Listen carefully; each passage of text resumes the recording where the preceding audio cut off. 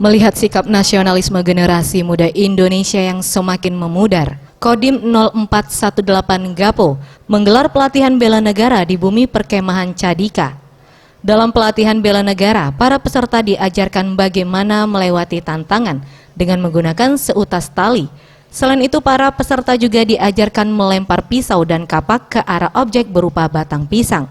Pelda Farozi, salah satu instruktur dalam pelatihan ini, mengungkapkan hal tersebut diajarkan guna melatih kekompakan, kebersamaan dan juga meningkatkan kedisiplinan, dan juga diharapkan dengan kegiatan seperti ini dapat meningkatkan rasa nasionalisme terutama para kaum muda.